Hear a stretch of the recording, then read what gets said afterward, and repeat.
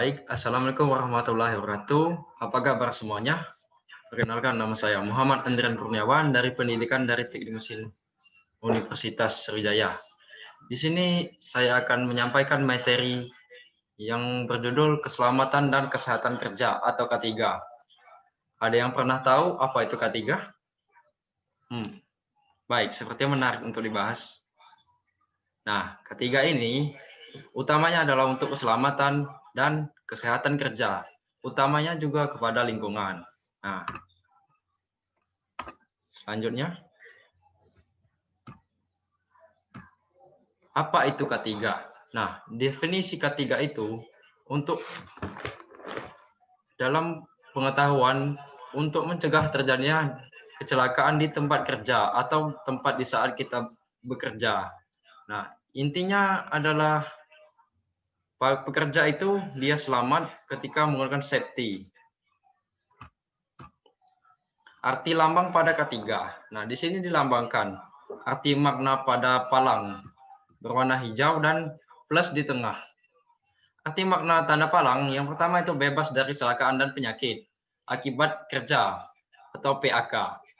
Arti makna pada roda gigi bekerja dengan kesegaran jasmani dan rohani. Nah, arti makna warna putih bersih dan suci, artinya bebas dari dosa menurut agama kan. Arti makna warna hijau, selamat, sehat, dan sejahtera. Tentunya kepada lingkungan yang dilestarikan. Itu kan lingkungan yang baik, itu ada lingkungan yang hijau. Arti makna 11 atau gerigi roda, bab dalam Undang-Undang Nomor 1, 1970 tentang keselamatan kerja. Nah, K3 ini ada undang-undang yang mengatur, yaitu Undang-Undang Nomor 1 tahun 1970 tentang keselamatan kerja. Baik, selanjutnya tujuan dan keselamatan dan kesehatan kerja. Nah, yang utama pada K3 ini adalah melindungi dan menjamin keselamatan setiap tenaga kerja. Nah, jadi setiap orang bekerja harus menggunakan safety, kemudian dipastikan dia itu harus selamat atau nyawa itu setidaknya tertolong. Yang kedua, menjamin setiap sumber produksi dapat digunakan secara aman atau efisien. Berarti kerjanya tuh lebih baik dan terjamin. Seperti keselamatan tuh harus terjamin gitu. Nah, yang ketiga di sini dijelaskan bahwa tujuan keselamatan dan kesehatan kerja itu meningkatkan kesehatan dan produktivitas nasional. Nah, ini seperti digambar. Yang pertama ada angka 1, itu merah biasanya dilambangkan itu danger, kuning itu sedang atau kecelakaan ringan. Nah, ini hijau itu poin yang 30, insiden yang menimbulkan kerusakan alat atau bahan sebelumnya. Nah, yang ke-60 ini poin 60, hampir celaka sebelumnya atau lebih sering terjadi. Nah, pada penjelasan piramida ini dijelaskan pada poin pertama itu kecelakaan fatal atau kematian. Pada poin ke-10 di lambang piramida kuning, kecelakaan sebelumnya ringan. Di dalamnya terdapat kecelakaan ringan, seperti luka-luka, contohnya gitu. Ya, ringan-ringan, luka tangan, kaki, lecet, atau kena gerinda gitu kan. Nah, yang ke-30 ini piramida hijau, di dalamnya terdapat insiden yang menimbulkan kerusakan alat atau bahan. Nah, di sini merupakan insiden sudah kecelakaan pada seorang operator atau pekerja, kemudian kerusakan alat dan bahan juga. Jadi perusahaan itu bisa rugi.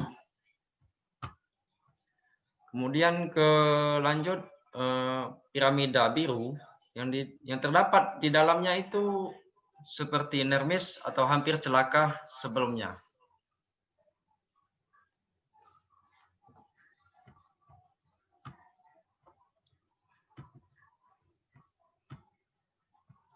Penyebab kecelakaan kerja. Ada yang tahu apa saja penyebab kecelakaan kerja? Baik, akan saya jawab. Yang pertama itu penyebab kecelakaan kerja. Yang pertama kurangnya prosedur atau tindakan. Nah, yang kedua kurangnya sarana. Ketiga kurangnya kesadaran atau penyadaran diri. Ya seperti contoh kan bekerja itu kan harus pakai sarung tangan misalnya pada saat menggerinda agar ya percikan pada gerinda itu kan sangat tajam geram itu. Jadi lebih baik pakai kacamata sama sarung tangan agar terhindar dari percikan itu, api. Nah, yang keempat itu kurangnya kepatuhan. Nah, jadi kebanyakan operator itu ngeyel, biasa itu keras kepala atau ingin buat aturan sendiri, bebas gitu kan mau pakai atau tidak. Tapi itu sangat fatal. Nah, selanjutnya penyebab tidak langsung. Nah, penyebab tidak langsung ini adalah faktor pekerjaan. Yang kedua, faktor pribadi. Selanjutnya, penyebab yang secara langsung. Nah, penyebab secara langsung ini adalah penyebab yang langsung terjadi atau secara langsung. Yang pertama ada tindakan tidak aman. Kedua adalah kondisi tidak aman. Kecelakaan kerja. Nah, pada kecelakaan kerja ini sangat fatal. Yang pertama kontak dengan berbahaya. Yang kedua, kegagalan fungsi. Nah, seperti kecelakaan yang kontak berbahaya dan kegagalan fungsi, serta mengakibatkan kematian dan menyebabkan kerugian pada mesin produksi, seperti mesin bubut. Nah, itu kan dilarang pakai sarung tangan. Jadi dia tuh harus pakai putaran atau eretan, jadi tidak perlu sarung tangan. Nah, ini akibat tidak mematuhi aturan, dia asal pasang, kepada cekam dibuka, kemudian langsung masukkan benda kerja, dia langsung mutar RPM sesuka-suka dia. Jadi tidak teratur putaran RPM tadi, mengakibatkan bisa jadi tangannya terjepit atau terselip di putaran rotari mesin bubut tadi, mengakibatkan kematian dan kerugian pada perusahaan. Nah, yang selanjutnya adalah kerugian. Sudah saya jelaskan tadi seperti kerugian perusahaan. Nah, yang pertama manusia, cedera, keracunan, cacat, kematian, PHK. Yang kedua mesin atau alat rusak seperti mesin bubuk tadi. Yang ketiga material bahan tercemar atau rusak atau produk gagal. Nah, tadi kan sudah dirugikan. Ya manusia sudah cedera, mesin sudah rusak, kemudian bahan yang akan dibuat itu tidak jadi produk. Itu sangat fatal dan merugikan perusahaan. Yang keempat adalah lingkungan kerja itu tercemar, rusak, ya akibat bencana alam atau kerugian tadi, akibat kecelakaan kerja. Baik, ini kita lanjut ke upaya pencegahan kecelakaan kerja. Ada yang tahu apa upaya pencegahan kecelakaan kerja yang Anda ketahui sebelumnya? Baik, akan saya bahas. Nah, upaya pencegahan kecelakaan kerja ini, yang pertama itu ada identifikasi dan pengendalian bahaya dan tempat kerja. Yang pertama, pemantauan kondisi tidak aman. Nah, jika kondisi tidak memungkinkan, jangan dulu untuk produksi atau praktikum. Itu sangat berbahaya. Yang kedua adalah pemantauan. Tindakan tidak aman. Jadi setiap untuk praktikum itu terlebih dahulu atau sebelum produksi dipastikan dulu kondisinya aman. Jadi kondisi ini bisa dipastikan aman dulu, baru bisa melaksanakan praktikum atau produksi agar tidak terjadi kecelakaan. Yang kedua adalah pembinaan dan pengawasan. Nah, ya, pada poin pertama, pelatihan dan pendidikan. Nah, pada pelatihan dan pendidikan ini, itu ditanamkan sifat patuh, sifat memahami tentang keselamatan kerja agar selamat gitu. Yang kedua adalah konseling dan konsultasi. Nah, pada saat bekerja biasanya itu sudah pakai safety, tetapi safety atau alat yang dipakai itu sudah rusak. Nah, lebih baik dikonsultasikan agar cepat diganti yang baru alat itu. Jadi alat itu berfungsi dengan sebagaimana mestinya. Jadi dipastikan nyawa bisa selamat. Sistem manajemen. Nah, pada poin pertama, prosedur dan aturan. Nah, upaya pencegahan kecelakaan kerja ini tentu ada prosedur dan aturan agar kecelakaan itu tidak terjadi. Ditanamkan dalam hati dan pikiran, serta suci dalam hati. Artinya,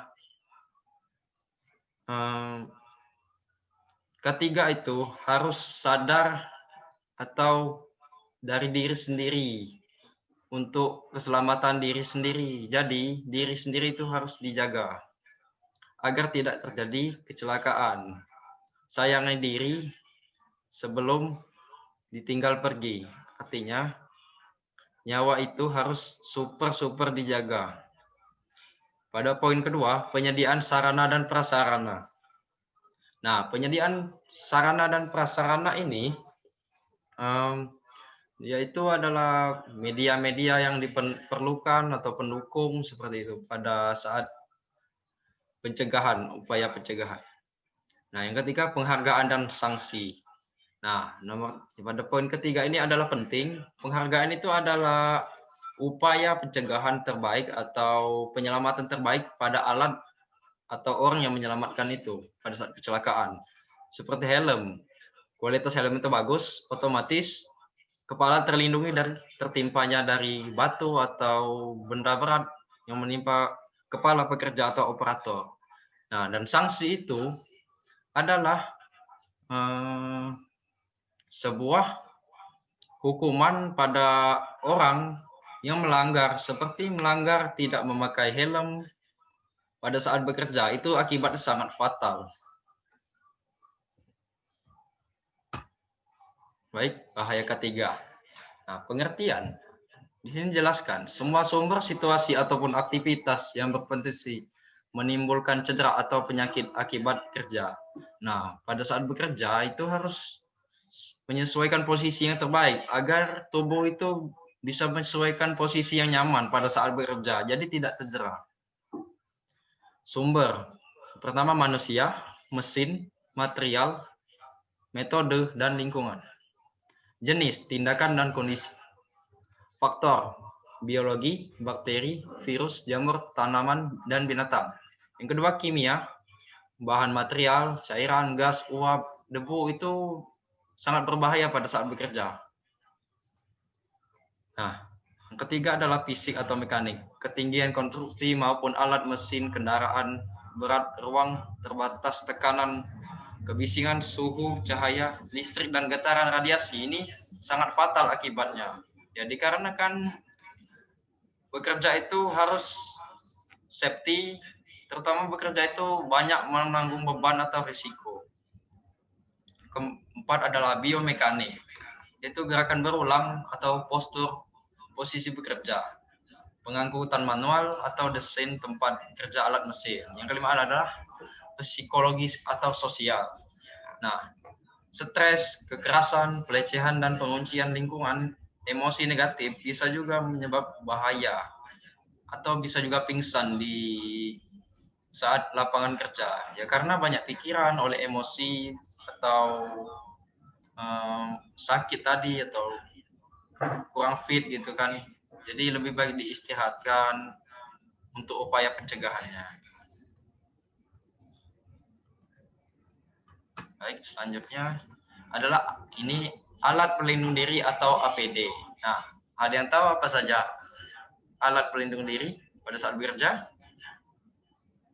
Baik. Oh, ada yang tahu? Oke, cukup. Baik, saya akan jelaskan.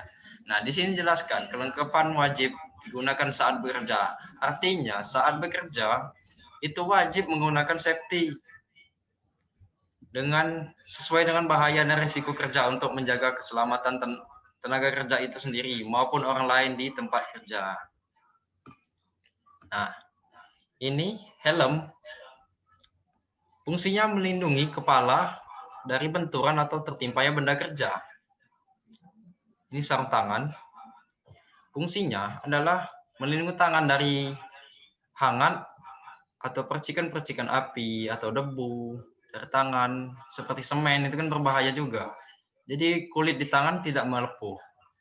Kemudian baju kerja atau baju pekerja, bisa juga baju mekanik. Ini melindungi tubuh untuk bekerja agar terlindung dari panas atau sinar ultraviolet seperti ya buruh las atau pekerja las, itu kan sangat tinggi risikonya. Kemudian sini ada sepatu safety. Nah, sepatu safety ini fungsinya adalah untuk melindungi kaki dari tertimpanya benda kerja atau benda berat pada pekerja agar tidak terjadi insiden. Nah, selanjutnya ada kacamata. Nah, kacamata ini fungsinya adalah untuk melindungi mata dari percikan api atau debu yang membahayakan mata pokoknya. Di sini ada pelindung wajah atau face shield seperti sekarang kan. Seperti sekarang itu ada face shield. Nah, lagi musim corona juga sekarang ya. Nah, fungsinya untuk menolak virus, debu atau debu-debu yang lain lah, membuat mata iritasi atau percikan air gitu kan, jadi berbahaya. Nah, ini macam-macam alat pelindung diri dan fungsinya seperti yang saya jelaskan tadi.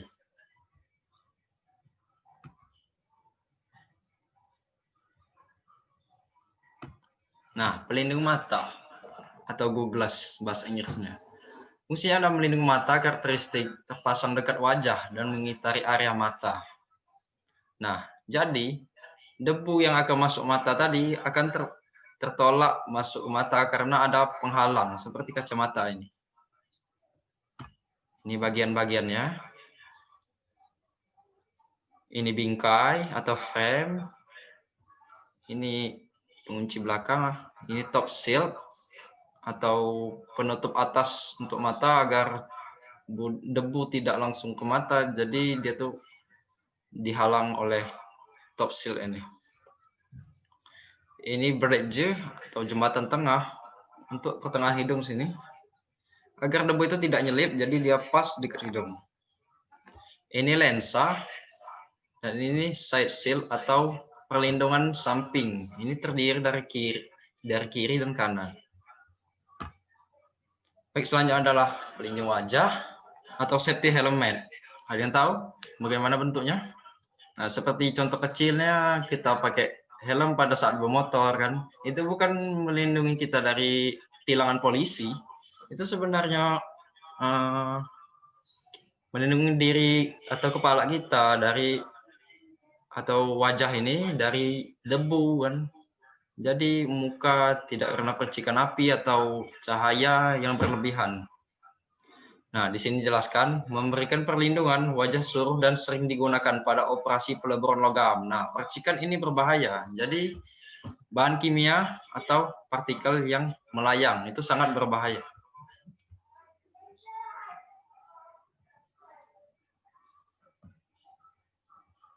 Ini gambarnya face shield tadi. Selanjutnya ada masker wajah. Nah, masker ini berfungsi untuk melindungi hidung dari zat-zat berbau atau menyengat dan debu. Nah, bila terhirup ini sangat berbahaya, bisa menyebabkan kanker paru-paru, sesak napas pada saat bekerja. Jadi wajib menggunakan masker. Ini gambarnya. Ini respirator atau masker Hifimono yang biasa dipakai perusahaan.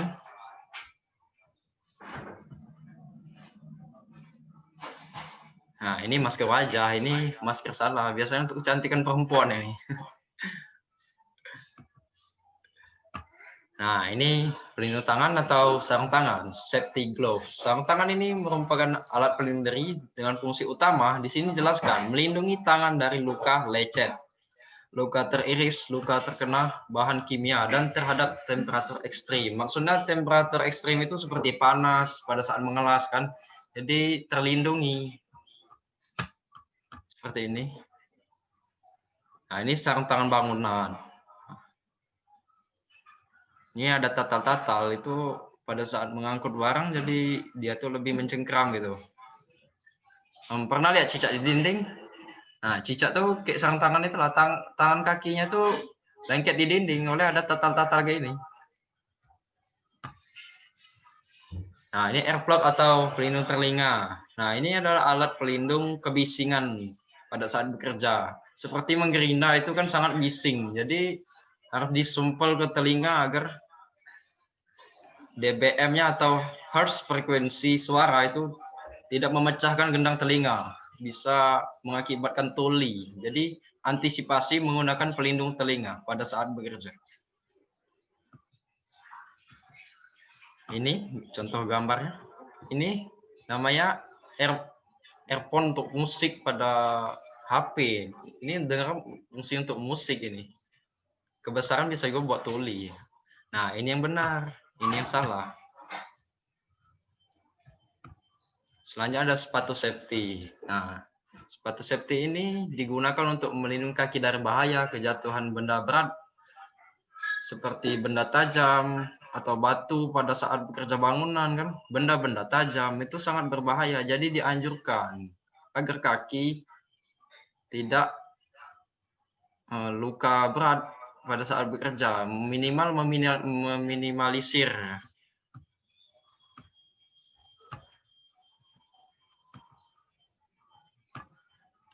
Nah, selanjutnya ada gambar sepatu safety ini. Ini yang coklat seperti perusahaan kerja atau bangunan. Yang hitam fungsinya sama saja. Di sini biasanya diletakkan pelat besi keras. Nah, biasanya kan jatuh batu itu batu bangunan atau benda tajam. Jadi menusuk pelat ini jadi melindungi kaki, tidak akan cedera. Walau misal tembus, kemungkinan tidak terlalu parah.